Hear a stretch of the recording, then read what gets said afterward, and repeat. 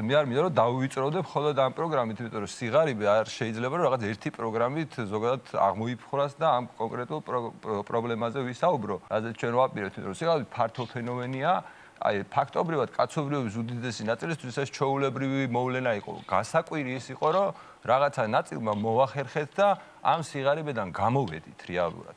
და თავარი აი 4 თავარი ღერძი, რომელიც თუ მოწესრიგებული გაქვს, ეს თქვა, გამოდიხარ და კეთილდღეობაში გადადიხარ და თუ ეს არა გაქვს მოწესრიგებული, პირიქით მდგომარეობაში უფრო სიღარიბეში ვიდიხარ. ეს არის კერძო საკუთრების ინსტიტუტი.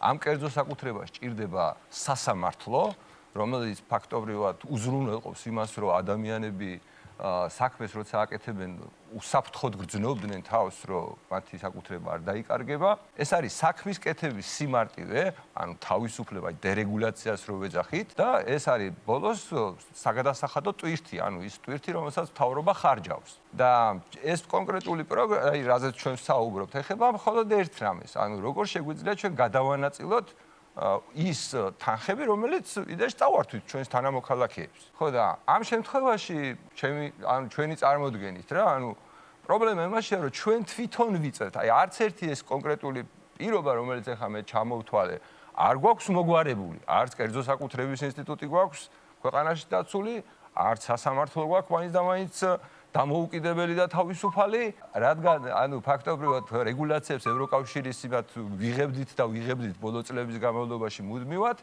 და რაც შეეხება ამ კონკრეტულ ამბავს, კი ბევრი ფულია ხა თქვენ ჩემმა კოლეგებმა მილიარდ ლარამდია, მაგრამ სოციალური ბიუჯეტი რო წარმოიდგინოთ რამხელაა, ჩვენი იდეა მდგომარეობდა იმაში, რომ ეს თანხა რომ ადამიანებისთვის სულ მასიურად მიგვეცა, ყველა ადამიანისთვის ეს გამოდიოდა დაახლოებით 500 ლარი. ეს იყო გირჩის საარჩევნო პროგრამა. კი ბატონო, მახსოვს. და დაენებებინა სახელმწიფოს ამ ბიუროკრატიისთვის, კორუფციისთვის, წინასაარჩევნო ამ პროგრამების გამოყენებისთვის. ეს გამოვიდოდა საშუალო 4 სულიან ოჯახზე 24,000 ლარი. და ეს ადამიანები დარწმუნებული არიან, ეს ადამიანები მოაგვარებდნენ თავის სიღარიბის პრობლემას.